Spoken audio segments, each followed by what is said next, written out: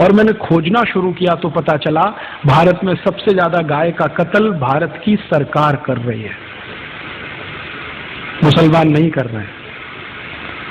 और इस देश में ऐसे कई मुस्लिम समाज हैं जिनको मैं जानता हूं जो गाय को वैसे ही पालते हैं जैसे आप पालते हैं। आप कभी आइए, गुजरात में कच्छ नाम का एक जिला है। कच्छ जिले में एक नहीं सैकड़ों मुसलमान नहीं हजारों हैं जो गाय पालन करते हैं, गाय का दूध बेचते हैं, दूध में से दही बनाते हैं, दही से मक्खन निकालते हैं, मक्खन से घी बनाते हैं और बेचते हैं। आप राजस्थान में आइए, बीकानेर, जैसलमेर, बाड़मेर, ये तीनों जिलों में एक नहीं हजारों मुसलमान हैं जो गाय पालते हैं, गाय का दूध बेचते हैं, दूध में से मक्खन बनाते हैं, फिर घी बनाते हैं और धंधा करते हैं। राजस्थान का एक इलाका है अलवर, मेवात क्षेत्र कहते हैं। पूरा मेवात क्षेत्र जो है ना मुस्लिम समाज के भाइयों से डोमिनेटेड है। वहां एक नहीं सैकड़ों मुस्लिम भाई हैं जो गाय पालते हैं, गाय का दूध पीते हैं, गाय के दूध से दही बना के वैसा ही घी और बिजनेस करते हैं। मुसलमान गाय नहीं काटते। ये बहुत बड़ा भ्रम है जो हम हिंदुस्तानियों के बीच में फैलाया अंग्रेजों ने, और ये भ्रम फैलाया था अंग्रेजों की रानी ने, जिसको हम दुर्भाग्य से विक्टोरिया कहते रहे हैं। उसने एक चिट्ठी लिखा था 1894 में। अंग्रेजों का एक अधिकारी हिंदुस्तान में था, उसका नाम था लैंसडाउन, गवर्नर था इस देश में। उसको एक चिट्ठी लिखा, विक्टोरिया ने चिट्ठी लिखा कि देखो, हम भारत में जितने कत्ल खाने चलाते हैं उनमें सबसे ज्यादा गाय कटती है। ये भारत के हिंदुओं को पसंद नहीं है क्योंकि ये उनकी अधिष्ठात्री है, माने हम उसको पूजनीय मानते हैं, मातृ समान मानते हैं। हिंदुओं को पसंद नहीं है और वास्तव में मुसलमान भी नहीं पसंद करते गाय को मारना और उसको खाना। गाय तो हमारे लिए काटी जाती है, माने अंग्रेजों के लिए काटी जाती है। अब भारत में हिंदू और मुसलमान कभी एक हो गए और गाय बचाने में लग गए तो हमारी सरकार नहीं चलेगी भारत में। इसलिए तुम एक काम करो कि जितने कत्ल खाने चल रहे हैं गाय काटने के लिए, उनमें मुसलमानों की भर्ती कर दो और हिंदुओं को बताओ कि गाय देखो मुसलमान काट रहे हैं। तो हिंदुओं की भर्ती नहीं, मुसलमानों की भर्ती कर दो। हिंदुओं को बताओ कि गाय मुसलमान काट रहे हैं, कट हमारे लिए रही है, काट रहे हैं मुसलमान, खाते नहीं है, हम खा रहे हैं, काट रहे हैं ये। हिंदुओं को जब ये पता चल जाएगा, ये दोनों एक दूसरे को लड़ मारेंगे और ये लड़ने लगेंगे तो हमारी गद्दी सुरक्षित रहेगी और हम भारत पर 1000 वर्ष तक राज करेंगे। ये विक्टोरिया की चिट्ठी है, लैंसडाउन को 1894 में लिखी गई।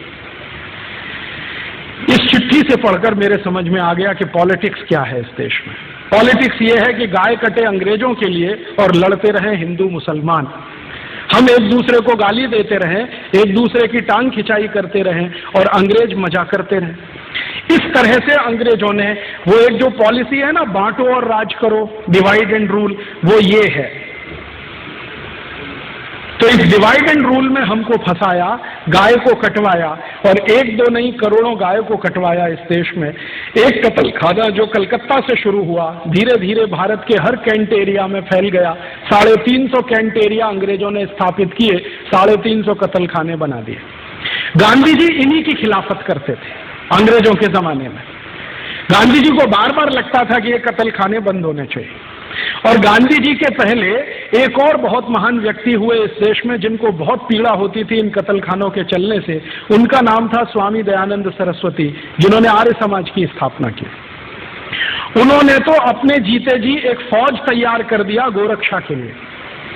स्वामी दयानंद सरस्वती ने एक संगठन बना दिया जिसका नाम आर्य समाज, आज तक जीवित है, 125 वर्ष पुराना संगठन है, कांग्रेस से भी पुराना संगठन।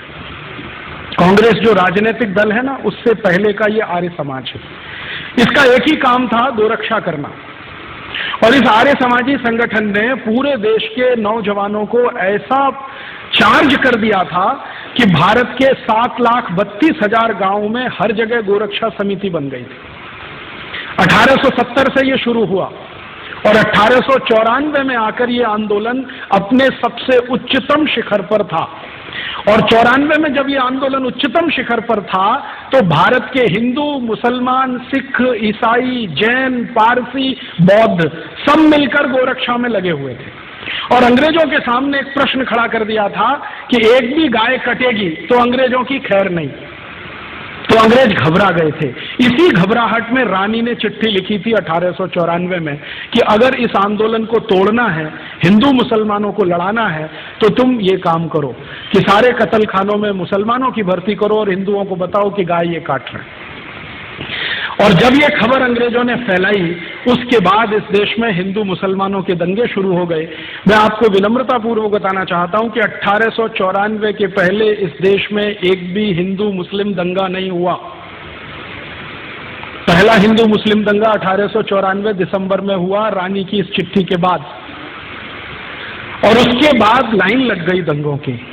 फिर क्या हुआ, आजादी का प्रश्न पीछे आ गया, गोरक्षा का प्रश्न पीछे आ गया, हिंदू मुसलमानों का सांप्रदायिकता का प्रश्न सबसे आगे आ गया। और अंग्रेजों ने लगभग 60-70 साल तक इसी आग को जलाकर रखा और इसमें समय समय पर घी डालते रहे। वो कभी भी ये दोनों एक ना हो जाएं, इसके लिए पूरी ताकत लगाकर अपने एजेंटों को उन्होंने भारत की बहुत सारी संस्थाओं में घुसा के बिठा दिया।